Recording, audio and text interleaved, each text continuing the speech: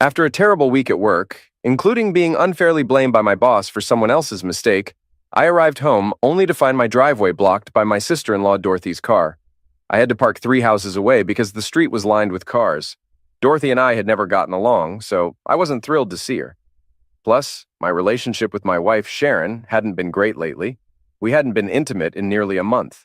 I dragged the empty garbage can around to the side of the house, grabbed a beer from the fridge, and headed to the living room where I heard Sharon and Dorothy chatting. Just as I reached the door, something they were saying made me stop in my tracks. "Gosh, we did that 3 times today. He's a machine," I heard my wife say. It wasn't Dorothy's voice, but Sharon's. "Since Brandon came back last month, I just can't get enough of him," Sharon continued. I didn't know Brandon personally, but I recognized the name as my wife's ex-boyfriend who had left her and moved away. "So, what are you going to do now?" Dorothy asked. "I'll get a lawyer and file for divorce. Brandon wants me to move in with him. And since this is a community property state, I'll get half of everything," Sharon replied. I had heard enough.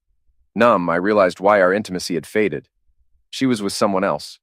My wife was seeing someone else. And now she wanted half of everything. The worst part was knowing the state would probably give it to her. Sharon and I had been married for 3 years. She quit her job after our wedding and did little around the house, while I paid for a maid and handled most of the cooking. Despite this, I had been blinded by love, satisfied until recently. I had inherited nearly $2.5 million after my parents' deaths. While it was a significant amount, it wasn't extraordinary compared to today's dot-com millionaires. I kept the money invested, never touching it. Despite Sharon's attempts to spend it all, I still had an extra $100,000 saved. Naively, I didn't have a prenuptial agreement, meaning Sharon could take nearly $1.5 million from me. For what? Sharon hadn't served me with divorce papers yet, so I knew I had some time to act. I waited for Dorothy to leave, then went back into the house, grabbed another beer, and began thinking through a plan. When I got home, Sharon greeted me in the kitchen, mentioning she hadn't ordered dinner. I played along, planning to show her I could act just as well as she could. She went to take a bath while I heated up leftovers, drank a couple of beers, and settled into watching a movie. My mind was occupied with planning my next steps. Over the weekend, I kept busy with yard work and golf, knowing I couldn't act until Monday. That day, I called my broker to liquidate all my investments, including my 401k, despite the penalties. By Thursday, I was ready to leave. I told Sharon I had to fly out on urgent company business for a week. I packed only 2 suitcases, as I planned to take nothing more. Everything important to me had already been stored away, as it didn't match her taste in decor. We were renting, so there was no money tied up in the house, and I had already sold my condo. We had been searching for a perfect house, but nothing had been right according to her standards. Early Friday morning, I left home for good, giving my wife a final kiss on the cheek. I packed my suitcases into my Lexus and drove off, not looking back. My first stop was to see my trusted friend Jake, where I swapped my Lexus for his older 4-wheel drive. I shared my plans with him, and he agreed to keep my car hidden. For the next 4 days, I paid for everything in cash, having canceled all our credit cards to avoid a paper trail. Most of my money was safely in an offshore account, with a system in place to transfer funds as needed. I also kept enough cash in the SUV to last for a while. The nights alone in motels were difficult. I had been too busy executing my plan to dwell on my personal situation. I had genuinely loved Sharon, but realized she likely didn't love me back, seeing me only as financial support.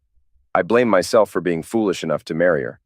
On the 5th day, while sitting in a small-town diner in Montana, I overheard an older couple discussing their financial struggles. The man, in his late 50s with mostly gray hair, and his striking red-haired wife, were talking about how they couldn't afford to hire help until their calves were ready for market, and even then, the wages they could offer were too low to attract workers. After finishing my meal, I approached the couple's table and offered to help, explaining that I only needed a place to stay in exchange for work. The older man asked me to step outside for a private conversation. He was fit and rugged, clearly accustomed to hard work.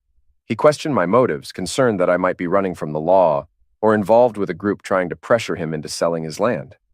I assured him that I wasn't a criminal, just someone trying to protect what was rightfully mine after my unfaithful wife attempted to take everything I had.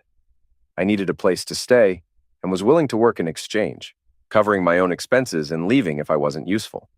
After considering my story, he warned me about the potential trouble from those trying to buy his land, but agreed to give me a chance.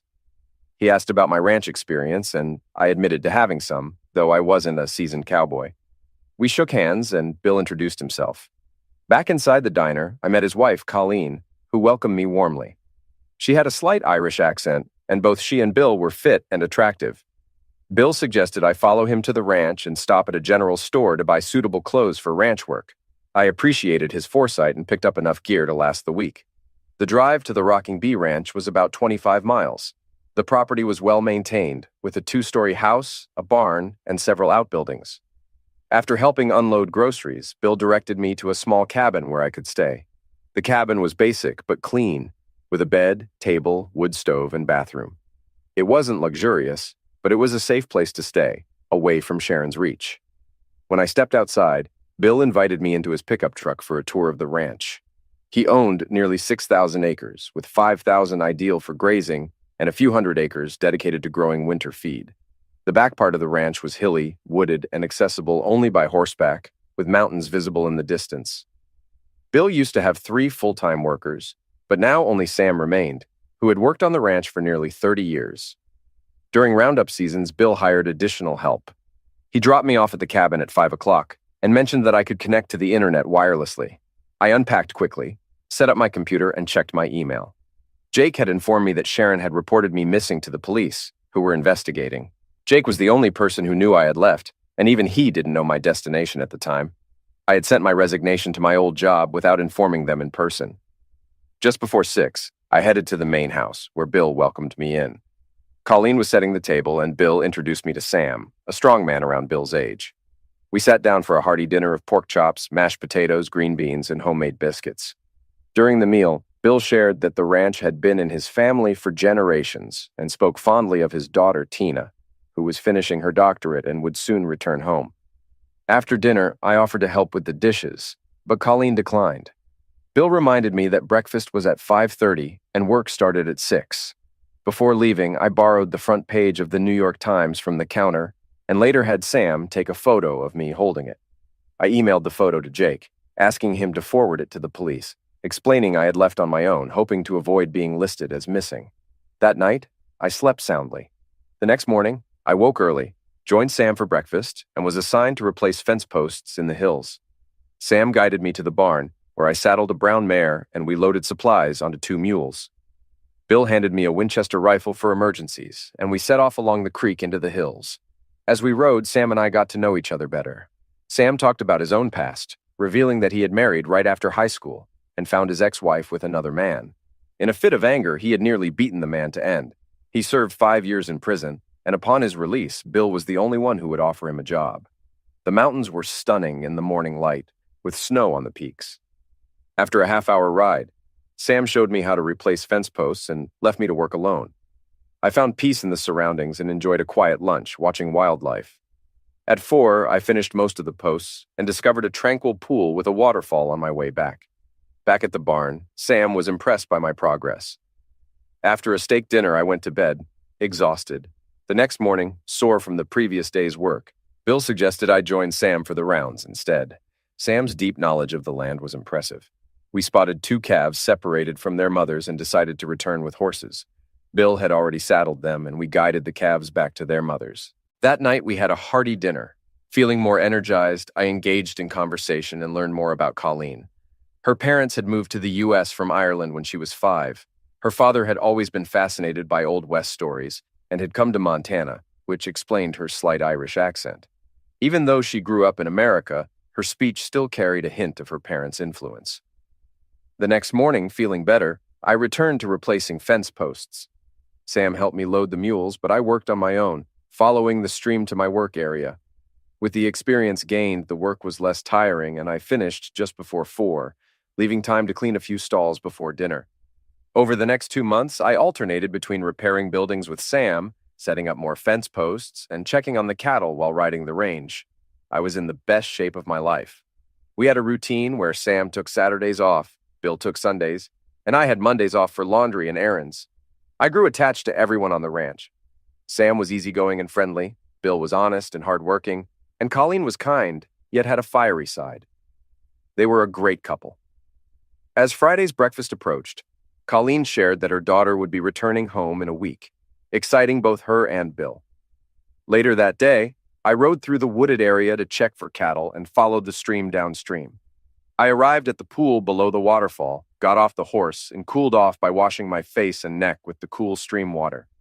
A whinny from downstream caught my attention, and I turned to see a horse and rider approaching. Initially, I thought it was Colleen, but quickly realized this was a younger woman who could only be Tina. With the same striking blue eyes and red hair as her mother, she rode up and stopped a few feet away as I stood to face her. Her gaze lingered on my bare chest, showing off the results of 2 months of hard work. "Who are you, and what are you doing here?" she demanded, her tone haughty. "I'm Carson, and I work here," I answered. "I don't believe that. My dad said he couldn't afford to hire anyone else," she replied. Although she was stunning, her unfriendly tone was starting to irritate me. "Yeah, I heard that too. Guess that's why I'm laughing all the way to the bank each payday." Tina shot me a scowl, turned her horse, and kicked it into a canter, disappearing from view. I chuckled, put my shirt back on, remounted my horse, and continued toward the barn. Later, I discovered that Tina's parents had misunderstood her arrival date. They were expecting her next week, but she had actually arrived a couple of hours after I had left. She spent the morning and early afternoon with them, and then decided to go for a ride, something she hadn't had time for during school but loved. After saddling up, she rode to her favorite spot, the waterfall and pool. It seems that after 2 months, I had slipped from their minds, and Bill and Colleen had forgotten to mention me. As I rounded the barn, I saw Tina's red hair disappear inside. I dismounted and led my horse into the barn. Tina must have been searching for her father and finally found him in the barn. Her voice carried clearly as she asked, "Who is that man who was at the waterfall?" After a moment of thought, Bill replied, "That must have been Carson. But he said he works here. Last time I visited, you told me you couldn't afford to hire anyone else," she said. "Well, he does work here, and what he's paid is none of your concern." "I still own this ranch, young lady," Bill responded. "Daddy, he says you pay him so much that he laughs all the way to the bank," Tina complained. At this point, I had entered the barn. Tina's back was to me, so she didn't see me, but Bill did and flashed me a grin. "Is that true, Carson? If you think you're overpaid, I can adjust that," Bill said. Tina whirled around and stared at me. I removed my hat and scratched my head. "Well, I wouldn't want to take advantage of you, Bill. How much are you thinking of cutting my pay?" I asked. Bill and I then burst into laughter. Tina, however, looked at us both with frustration, not understanding the joke. "Sweetheart, just to clear things up, Carson stays in the cabin next to Sam's," Bill explained. "And what else?" she pressed on. "That's it, and he gets to enjoy your mother's wonderful cooking," Bill added. "So you're saying he's not getting paid? Why would he work for nothing?" Tina continued to question. "He has his reasons, and it's not my place to explain," Bill said. "Working for the chance to taste your mother's cooking is valuable. I don't think she would appreciate hearing it's nothing," I interjected. Tina shot me one last glare before storming out of the barn. Bill shook his head and said, "She reminds me so much of her mother when she was young. I didn't think I'd ever manage to tame Colleen." At dinner that evening, Tina joined us and took a seat next to Sam, across from me. She gave me a sharp look when I entered the kitchen. After everyone had served themselves, I decided to speak. "I heard from your mother that you've completed your doctorate in veterinary medicine," I said with a friendly tone. "Yeah," she replied curtly without looking up. "Sam mentioned that there's only one other vet in the area who is over 50 miles away. You're going to be a valuable resource for the people here," I continued. Tina looked up briefly at the compliment, and I thought her expression softened slightly. "That's right. Doc Harrison is the other vet," Colleen said. "He's swamped with work and often needs to be in multiple places at once. I agree with you, Carson. Our Tina will be a huge help." Throughout the rest of the meal, Tina chatted with her parents and Sam, who had been at the ranch since before she was born. She didn't speak to me directly, and I kept to myself, knowing it was her time to catch up with her family. Once I finished my meal, I excused myself and headed to bed. Back in my cabin, I checked my email and found a message from Jake. He told me he had spoken to a police friend who confirmed that they had dropped my case after receiving the email with my picture. As for Sharon, Brandon had left her as soon as he realized I had vanished with all the money, so Sharon wasn't likely to get any of it soon. She couldn't afford the rent on our old house and was now in a shabby apartment working as a waitress. With no money to hire a lawyer, she couldn't pursue me. I found it ironic. She had married me for my money, and her new boyfriend had only been interested in her for the same reason.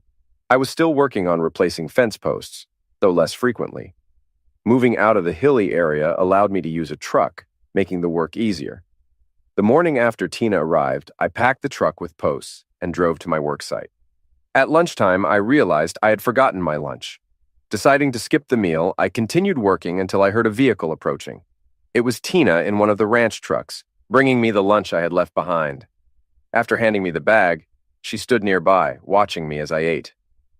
When she asked why I was there, I joked about robbing a bank before admitting I needed to escape from a failed marriage.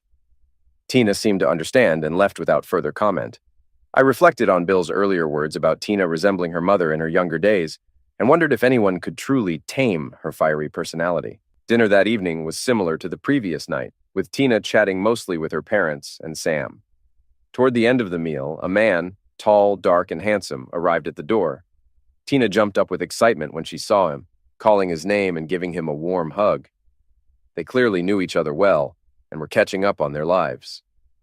A few minutes later, another knock came, and Bill returned with another attractive man, this one with fair hair. Tina greeted him with the same enthusiasm. Bill's comment about having to fend off every man in the area to win Colleen's affection came to mind. Tina was just as stunning as her mother, at least in terms of looks. I excused myself from the table and went back to my cabin, mentally wishing the new arrivals good luck. I envied them a bit. If Tina was anything like her mother, whoever won her heart would be very fortunate. The following day, I took the pickup truck to check the range. By the end of my rounds, something seemed off. It was still early, so I went back to get Sam, and we did a quick check of the ranch. Although there were many cattle spread out, we agreed that something felt wrong. It seemed like we were missing a few animals. We decided to saddle up the next day to search the hilly areas. We discussed this with Bill at dinner, and he approved our plan. It rained that night, which would complicate tracking. The following morning, we loaded our horses into a trailer, and Bill drove us to one end of the ranch. I rode up a third of the way into the trees, while Sam continued another third higher. After that, we crossed the ranch, moving over hills and through woods. It took most of the day to reach the other side. We found 5 stray cattle. Bill met us when we emerged from the hills, and we loaded the horses back into the trailer to head home. We concluded that we needed to be more watchful. During dinner that evening, another admirer visited Tina. Her mother quietly remarked that it was the third one that day. It was clear that word had spread about Tina's return, and men were coming out of the woodwork to see her. Over the next 4 days, we kept a close watch on the herd. Everything appeared fine except for the initial missing cattle. Tina's visitors continued to come by. She had been home for a week, but had barely spoken to me since the day she brought my lunch. On the 5th day since the cattle had gone missing, I told Bill I wanted to inspect the property line through the hills. We had already checked the fence line along the pastures without finding any signs of the missing cattle. Sam dropped me off on the west side of the ranch, where Bill's property adjoined the Wilson Ranch. About halfway to the southwest corner, I discovered 3 fresh sets of horse tracks crossing from the Wilson side onto Bill's land. The fence wire was still intact, which was puzzling. Dismounting, I checked the fence posts and found that the staples on 5 of them were loose and barely holding the wire. By removing the staples and lowering the wire, you could cross over. Replacing the wire and staples made it look normal. I got back on my horse and followed the tracks. Near the stream, I spotted 3 horses tied to a tree above the waterfall. Staying about 30 yards away, I quickly dismounted, tied my horse to a tree, and grabbed my rifle from its scabbard. Moving quietly through the trees, my eyes scanned the surroundings. Reaching the horses, I noticed boot prints leading downstream. Peering over the edge of the waterfall, I was stunned to see Tina in the pool, completely without clothes. I couldn't take my eyes off her as she swam through the clear water, her bare body fully exposed. A movement in the trees to Tina's right snapped me back to reality. Scanning the area quickly, I noticed 1 man to the right and 2 more approaching the pond on the left. Raising my rifle, I fired a shot that landed between the feet of the man on the right. Another shot hit the ground between the 2 men on the left. Tina let out a terrifying scream that echoed through the forest. Standing up, I made sure everyone could see me. "Get down on your stomachs now, or I'll shoot again," I shouted. "Tina, stay where you are!" Tina hadn't noticed the 3 men. All she saw was me standing above her with a rifle. "Are you out of your mind, Carson?" she yelled, trying to cover herself with one arm while keeping her other hand over her private parts. One of the men on the left flinched, as if he was about to run. When I fired again, the bark on the tree next to his face exploded, convincing him to drop to the ground. Tina saw where I had fired and screamed once more. I said, get on your stomachs. 3, 2. Before I could finish with one, the other two men dropped down as well. Now put your faces in the dirt and your hands behind your heads. They complied. Tina, come out of the pool and get dressed. But Carson, she started to argue. Just damn well do what I say. Get dressed and get out of here. I snapped at her. Clearly frightened, Tina was visibly shaking, but she obeyed. Emerging from the water, she stepped out like a goddess from the sea. Despite her keeping her back to me, I couldn't take my eyes off her. The sight of her pale skin and perfectly shaped backside was etched into my memory. She put on her jeans and shirt, mounted her horse, and disappeared into the trees with a swift kick. Once she was gone, I instructed the men to come up the rise one by one and lie down. Only when all three were in front of me did I let out a sigh of relief. It was time to try a bluff. What should I do with you three now? I paused for dramatic effect. I could just shoot you in the groin and watch you bleed out. The men began begging for their lives, and I could smell the unmistakable odor of fear as at least one of them soiled himself. Even if I don't kill you, Tina's father will when he hears you tried to assault his daughter. The only thing that might save you is if you have something to confess to the sheriff that's more serious. Maybe you could admit to cattle rustling. It might land you in jail, but at least you'd stay alive. The smallest of the three cracked first. Yes, we did it. Wilson said if he could break Buckman, he could take his land. Another man told him to be quiet. Screw you. I'm not dying for some stupid cows, the smaller guy shot back. Knowing Tina would hurry to find her father and he would come to investigate, I decided to wait. Sure enough, about 45 minutes later, both Bill and Sam appeared. I signaled them, and they quickly rode up to the top of the waterfall. What's happening here? Bill asked, his voice full of concern as he looked down at the three men lying face down. Looks like some of Wilson's men decided to drop by. I tracked them from the fence line to here. These guys were trying to sneak up on Tina while she was swimming, I said, walking over to the captives and pushing the rifle barrel against the smaller guy's neck. I think this one has something to tell you. I nudged him again. We did it.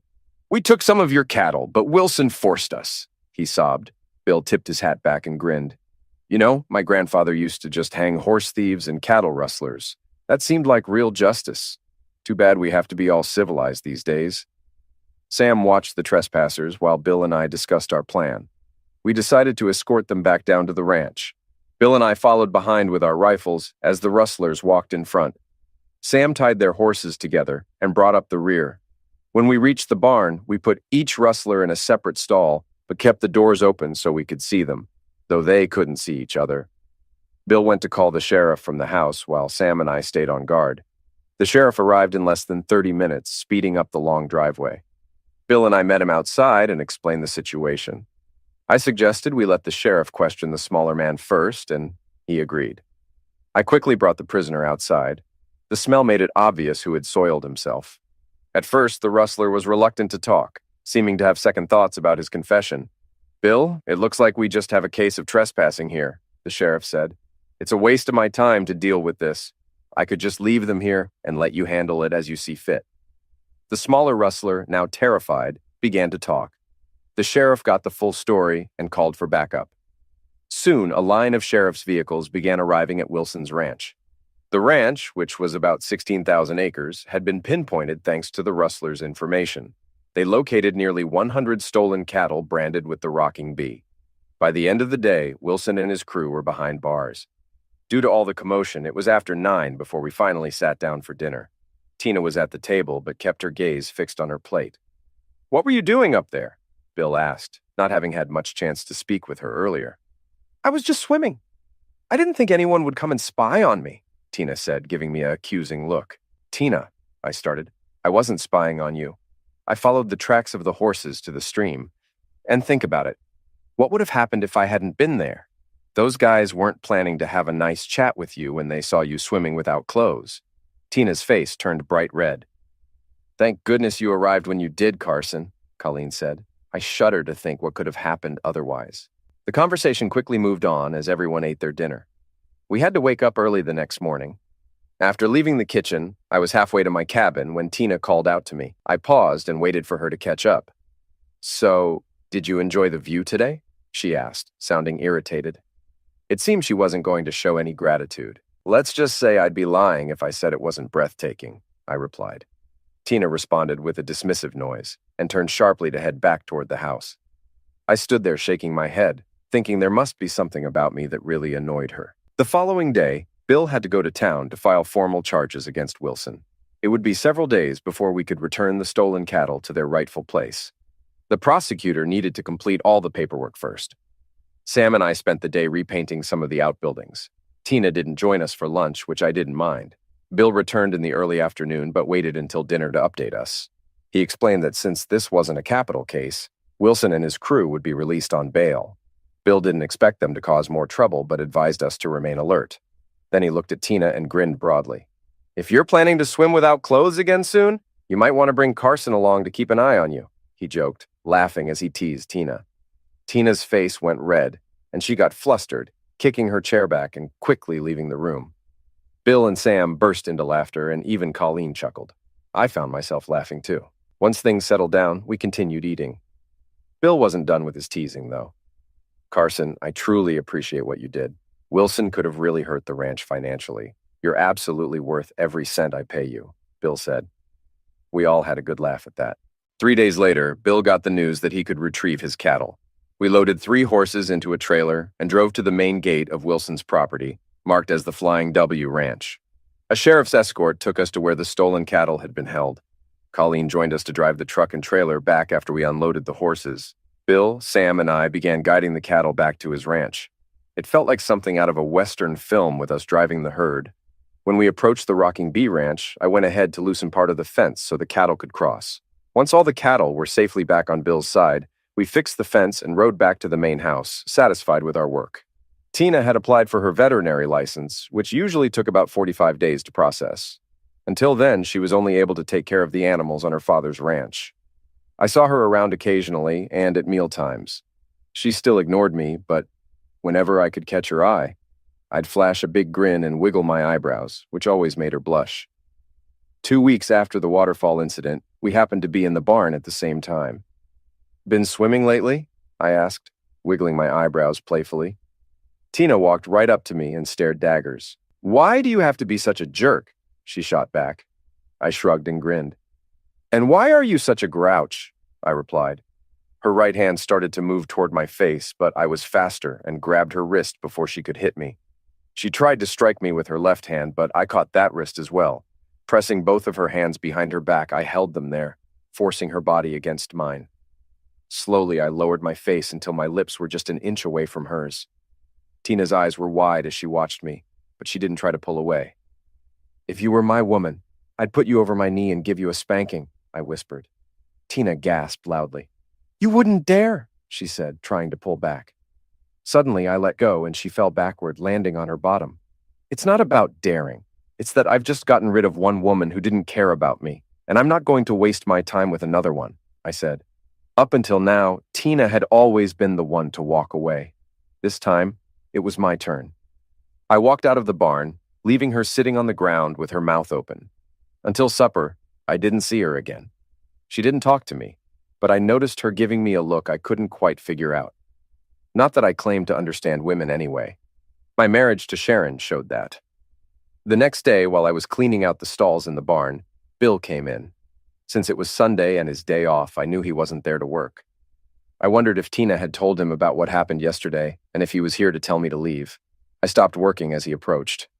"I heard you and Tina had a bit of a clash yesterday," he said. That confirmed Tina had informed her father. However, I noticed a glint of amusement in Bill's eyes. "Yeah, you could say that. It was probably mostly my fault," I admitted. "Perhaps or perhaps not. Tina's issue seems to be that she's unsure about you. Initially, she thought you were here only because you wanted something. Then you became the hero who saved both her and the ranch. What confuses her is why you aren't pursuing her like the other local guys.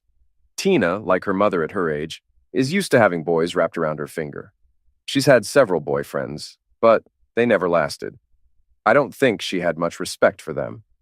I just hope you don't let her drive you away. In my opinion, you're welcome to stay here as long as you want." "I appreciate that, Bill. It means a lot. Regarding Tina, I'll stop teasing her and hopefully we can just coexist," I replied. After Bill left the barn, I continued with my work. I had the rest of the day to think about what Bill had said. If Tina wanted to understand me, She should act politely and talk to me. As for chasing her like the other suitors, that wasn't going to happen. Tina skipped supper that night, but no one mentioned it, and I didn't ask. The next day, I got up at 5 as usual, even though it was my day off. Sticking to the same routine made it easier for me to avoid sleeping in. After breakfast, I went to fetch my laundry after Sam and Bill had left for work. Bill had bought a large commercial washer and dryer, allowing me to do all my clothes in one load. The laundry room was next to the kitchen, so I would sit at the table and drink coffee while my clothes washed. Colleen and I were chatting at the table when Tina walked in. She usually ate breakfast at a different time. "Do you have any plans for today?" Colleen asked. "I was actually thinking of heading into town. Do you need me to pick up anything for you?" I offered. "Well, if you don't mind, there are a couple of things I need," she replied. "Not at all," I said. "Could I come with you into town?" Tina asked. I looked up, surprised. "I was planning to go to the general store for a few things, and it seems like a waste of gas for us both to drive," she explained, as if she needed to justify her request. "Absolutely, I'd be glad to give you a ride," I said, still a bit surprised. After how things went yesterday, I didn't expect her to talk to me, let alone want to join me for a trip. "I'll be ready to leave in about an hour and a half once my laundry is finished and put away." "Great, I'll be ready," Tina replied. She finished preparing something to eat and joined us at the table, but stayed silent while Colleen and I chatted. Tina must have been keeping an eye out for me because she appeared at the back door the moment I stepped outside my cabin. She looked stunning in a turquoise sundress that matched her red hair. The dress's straps left her arms and shoulders bare, and her skin was flawless. Unlike many redheads, neither Tina nor her mother had freckles. She moved gracefully toward me, her blue eyes locked on mine, clearly making sure I noticed her. I opened the passenger door for her and watched as she slid inside. As we started driving, Tina spent the first part of the trip quietly observing the countryside. Then she suddenly said, "I thought you were going to kiss me yesterday." I glanced at her, but since she seemed to be looking out the window, I couldn't see her face. While that might not have been unpleasant, I have a rule against imposing unwanted affection on someone who isn't receptive. I noticed her head whip around and could tell she was staring at me. Tina remained quiet, but I saw her glance at me several times.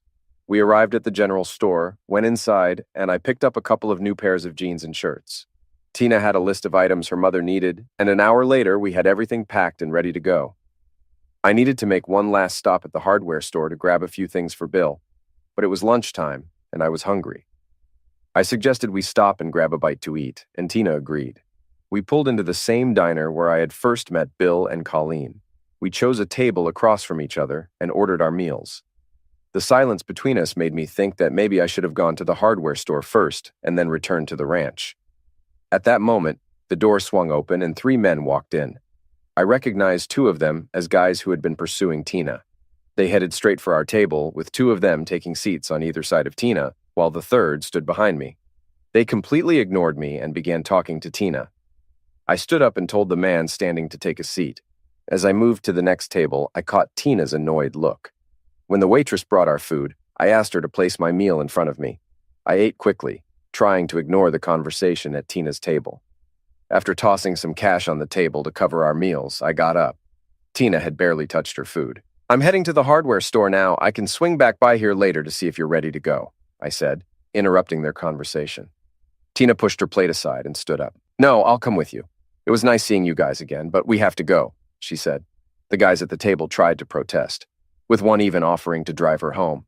She declined and followed me out to my SUV. I went to the hardware store and got out of the vehicle. Tina stayed in the car, looking frustrated. She remained upset during the drive back to the ranch and as we turned onto the long driveway. "Why did you do that?" she asked. "What do you mean?" I responded, unsure what she was talking about. "Why did you move to the other table?" "Oh, that. I figured you'd prefer to spend time with your friends. Plus, I didn't want to be caught up in their competition for your attention." "You really are a jerk," she said sharply. I decided to stay quiet. I didn't want to deal with her slaps while driving. When I parked in front of the main house, Tina quickly grabbed as many bags as she could. I took the rest and followed her into the house. She dumped the bags on the kitchen table and walked out of the room without saying a word to her mother. Colleen looked at me, puzzled. Shrugging, I said, "I guess I'm a jerk?" Colleen laughed softly and placed a hand on my arm. "I've never seen anyone affect Tina like you do," she said quietly. "Maybe it's just my talent for annoying her," I answered. "I'm not so sure about that," she replied, leaving me puzzled. After that, I returned to my cabin and put away my new clothes. Wanting some fresh air, I went to the barn, saddled a horse, and rode out to the top of the waterfall. The weather was pleasant, so I tied the horse to a tree and sat by the edge, looking down at the clear pool. I'd been sitting there for at least half an hour when Tina appeared below me on horseback. She dismounted, and to avoid being accused of spying if she decided to swim again, I picked up a stone and threw it into the water, making a splash. Tina looked around to see where the noise came from and noticed me. Instead of leaving, she rode up to where I was sitting, tied her horse next to mine, and walked toward me. I stepped back from the edge, just in case she intended to push me off. "You're such a jerk," she said, stopping just inches away from me. "You're still a jerk," I said. Not waiting for her to slap me, I wrapped my arms around her waist and kissed her. Just as suddenly as I had pulled her close, I tried to move toward my horse. However, she grabbed my arm and spun me around. To my surprise, she reached behind my neck and pulled me into another kiss. Our tongues quickly intertwined, and we both breathed heavily as we finally separated. Tina looked at me with dazed eyes. "Jerk," she said. "Jerk," I responded. We found ourselves kissing passionately once more. Trying not to overwhelm her, I rolled to the side and pulled her into my arms as we both struggled to catch our breath. Sweat covered our bodies. As our breathing slowed, we continued to hold each other. "Do you really think I'm a jerk?" she asked softly. I laughed. "You definitely have your moments." "I'm sorry," she said gently. I looked at her fiery red hair and wondered if I had managed to change her. Thoughts of Bill and Colleen and their love crossed my mind, and I briefly imagined a life like that with Tina. Tina suggested a swim, and we headed to the pool, still without clothes. In the cool water, we embraced and made love slowly and intimately. Afterward, we dressed in silence, rode back, and stabled the horses. Tina kissed me once more before heading to the main house, leaving me in a daze as I returned to my cabin for a hot shower, realizing my feelings for her were deeper than I had admitted. At dinner, Tina, unusually cheerful, sat next to me, surprising her parents but raising no questions. Later, she joined me in my cabin, where we made love again before falling asleep in each other's arms. The next morning, I quietly left the cabin after giving Tina a gentle kiss. At breakfast, Bill and Colleen gave me knowing looks, hinting they might have known where Tina spent the night. I spent the day setting fence posts, reflecting on how much had changed in just 3 months since I left my wife. I realized how much Bill, Colleen, Sam, and especially Tina meant to me, wondering if I had found the kind of love her parents shared. At lunchtime, I forgot my meal again, but Tina showed up with it, running over and kissing me deeply. "Mama said you forgot your lunch," she said with a laugh. Forgetting lunch was the least of my concerns. I pulled her back for another passionate kiss. Although I didn't manage to set as many fence posts that day, I definitely made up for it with Tina. We took some time to talk, during which I shared details about my past and how my ex-wife had mistreated me. Tina expressed her worries that I might leave her. "I'll only leave if you tell me to," I assured her. Tina eventually went back home, and I finished up my workday. After showering and changing, I headed to the kitchen where Tina was already seated next to me. Midway through our meal, there was a knock on the front door. Bill answered it and came back with the same guy who had previously asked Tina out. Tina stayed in her seat and looked at him. "I was hoping you'd like to go for a drive," he said. In this area, going for a drive usually meant going on a date.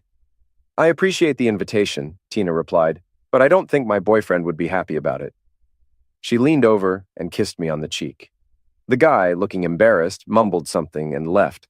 It was clear to everyone that Tina and I were now an official couple. She made it known that she was no longer available, and no more local men came by. Tina needed a loan to buy equipment for her veterinary practice, but the bank only offered a secured loan using the ranch as collateral, which she was hesitant to ask her father for. I set up an account with my offshore bank under a fake loan company name, approved her loan application, and transferred the funds to her account. Tina was thrilled, thinking it was from a nonprofit organization. With her license approved, Tina bought a van and set it up as a mobile vet office. Local ranchers soon began calling her for services. Tina often stayed with me in my cabin, and Bill and Colleen didn't mind. The trial for Wilson and his crew took 3 months, with the small-time accomplice getting probation.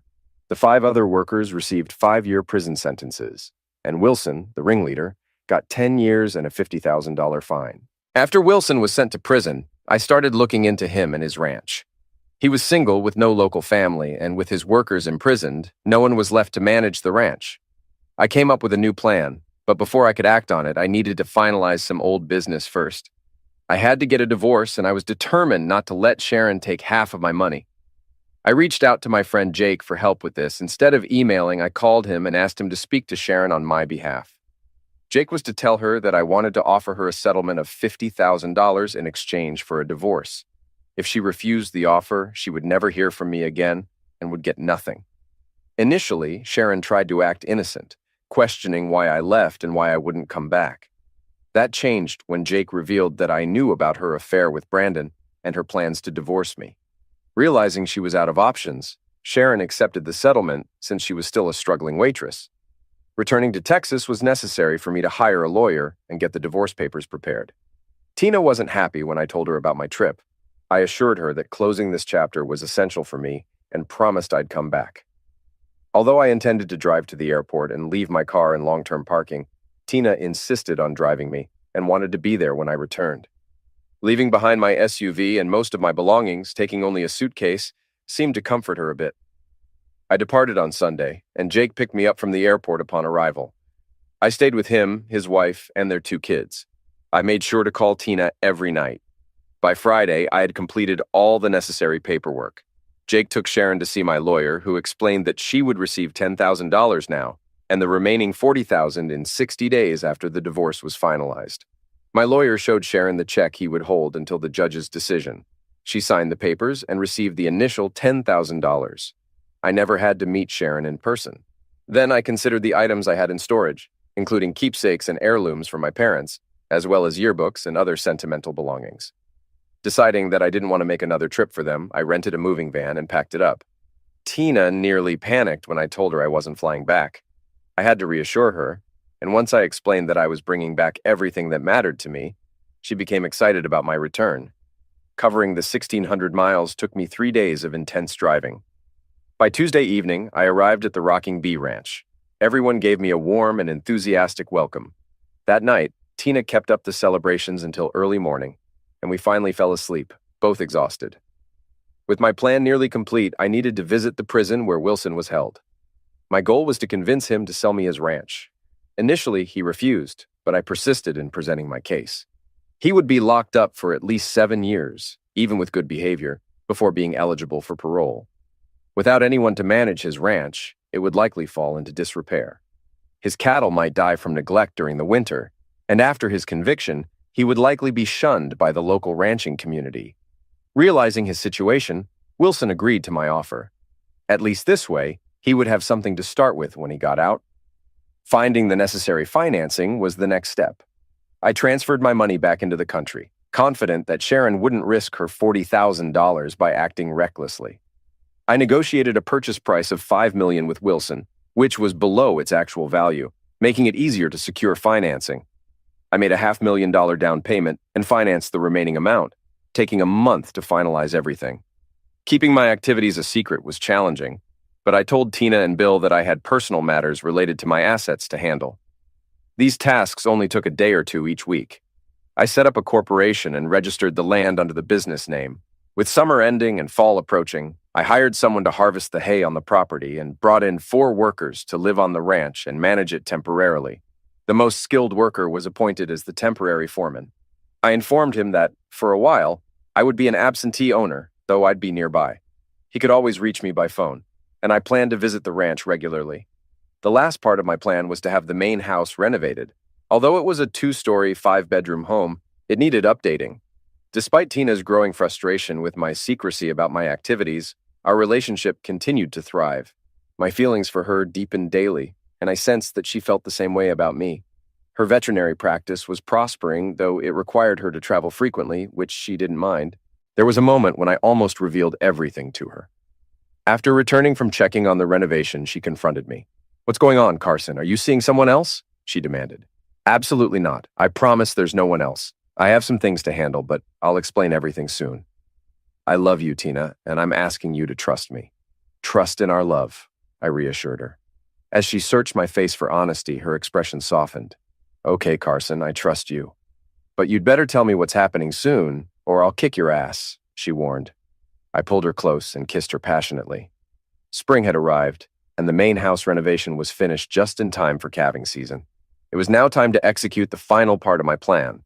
One afternoon, I waited until I had Tina alone and asked her to join me for a drive. "Sweetheart, I've been thinking it's time for me to leave the Rocking Bee Ranch," I told her seriously. Her eyes immediately filled with tears. "But Carson, you promised you wouldn't leave," she said, her voice trembling. I had planned it so that we were at the entrance to the former Flying W Ranch, which had no sign at the gates. I turned onto the private road and drove in. I wasn't planning on going far, I explained. Tina looked around, clearly puzzled. It seemed like she might not have heard me correctly. "Carson, why are we on Wilson's property?" I delayed my response until we reached the main house. "Come on, I want to show you something." After getting out of the truck, I went around to open her door. Taking her hand, I guided her to the front door and opened it. "Carson," she whispered urgently, "what are you doing? We could get into trouble." "Don't worry," I reassured her. "Wilson doesn't own this ranch anymore. Let's take a look around and see what you think of the house." Although Tina looked at me skeptically, she followed me inside. I showed her the upstairs bedrooms. Then we went back downstairs to explore. The house had a spacious living room, a well-paneled den, 2 rooms set up as home offices, and a beautiful kitchen. Her expression lit up when she saw the kitchen. Only one room was furnished, and that was the one I planned to use for my office. The rest of the house was open for her to decide what she wanted. "What do you think of the house?" I asked her. "It's really nice," she replied. "Do you think you could live here?" "Carson, what's going on?" Her confusion and frustration were evident. Dropping to one knee, I reached into my jacket pocket. "Tina, Wilson no longer owns this ranch. I do. I'm asking if you could live here. Could you live here as my wife?" "Do you own this?" she asked, astonished. "Yes," I nodded. Pulling out the engagement ring, I held it up. "Tina, I love you with all my heart. Will you marry me?" Her face scrunched up, and tears welled in her eyes. At first, I feared I had made a mistake, but then she threw herself at me, covering my face with kisses. "Yes, Carson, yes, I'll marry you," she exclaimed. Our next kiss was full of passion. Tina then extended her finger so I could place the ring on it. She looked around the house with a new perspective, darting from room to take everything in. I waited patiently until she ran back into my arms. "This house is stunning. I absolutely love it," she said with excitement. I guided her across the room to 2 doors leading off a hallway. "Here are 2 offices. One is for your business and the other is for me," I explained. That prompted another passionate kiss from her. I took her into the office with the desk and revealed a large piece of paper. It displayed a drawing of a property gate with Double C Ranch written across it. Tina examined it closely, her expression puzzled. "What does Double C mean?" she inquired. "It stands for Carson and Tina Ranch," I clarified. Understanding dawned on her face. "Oh my God, that's perfect!" she exclaimed. As she started pulling at my clothes, I joined her in undressing. Once we were both without clothes, I placed her on the desk and we made love, christening the office with our affection. In the following days, we enjoyed each other in every room of our new home. After we had dressed and recovered, I told Tina it was time to inform her parents. She was so overjoyed that she almost floated to the truck. We arrived back just after 6 and Bill, Colleen, and Sam were already in the kitchen preparing supper. We entered together and Tina proudly displayed her left hand. "We're getting married!" she announced with a squeal. Colleen immediately jumped up to hug her daughter, while Bill and Sam shook my hand and gave me hearty pats on the back. I received a big hug from my future mother-in-law as Tina embraced her father and Sam. Once things settled down, we all sat down to eat. Tina waited until everyone was served. "Of course, this means we'll be moving," she said as casually as she could. "What?" Bill, Colleen, and Sam exclaimed in unison. "Tell them, sweetheart," Tina urged me. I nodded. "Well, Bill, you know how Wilson wanted to merge his ranch with yours? I thought it could be a good opportunity," I said. Furious, Bill stood up. "There's no way the Flying W is going to take over my ranch," he roared. I chuckled. "Bill, relax. It's not the Flying W anymore. It's now the Double C Ranch, and the new owners are right here at your table." "What are you talking about?" he yelled, looking completely baffled. "I bought Wilson out. The ranch now belongs to Tina and me," I clarified. "Double C Carson and Tina," Colleen said, quickly grasping the situation. "Bill, I thought if we merged the 2 ranches, you could manage them. We'd split the profits equally," I continued. "But the Double C is more than twice the size of my ranch and generates much more profit," he responded. "Bill, you've been doing this your whole life. I need your expertise. I'd like us to be equal partners with you overseeing operations. Your decisions will be final. Besides, Tina has a stake in it too. This way, everything stays within the family, I explained. Bill took a seat and looked at Colleen, who nodded in agreement. He extended his hand across the table to me, and we shook on the deal. Damn it, Carson, this is going to be a big adjustment, but I accept your offer. This means we'll need more help, so Sam will become the head foreman, I said. Then I groaned. And I'll have to remove all those fence posts I spent so much time setting up on that side of the property. Everyone laughed at my expense. That night's dinner turned into a lively celebration. Tina stayed over at my cabin, and we had an exhausting but wonderful time. We slept in the next morning, but everyone was still in the kitchen when we arrived. They were eager to head over to the Double C and see Tina's new home. Everyone was impressed, and I noticed Colleen eyeing the newly renovated kitchen with envy. Tina and her mother spent a month furnishing the house, and it was ready for us to move in on our wedding night. We got married at the Double C. Bill and his family were well respected and liked, and ranchers and their families from all around came to celebrate with us. As Tina's husband, Bill's son-in-law, and the new owner of the Double C Ranch, I was warmly accepted into their community. We stayed in bed late into the night and made love throughout the next day. On our third day of marriage, I whisked my bride away to Fiji for a tropical honeymoon. Our first cattle roundup of the year was successful, and we sent a lot of cattle to market, earning a good profit. While a significant portion of my earnings went toward paying off the loan, Tina's business ensured we were comfortably making a living. We even built a lovely new house for Sam, who now has a girlfriend close to his age living in town. Another wedding might be on the horizon soon. As another year has passed, my wonderful wife has given me incredible news. She's pregnant. We're heading over right now to share this news with the future grandparents. Before I finish, I want to address something. Some might think I should have learned from my past and had Tina sign a prenuptial agreement.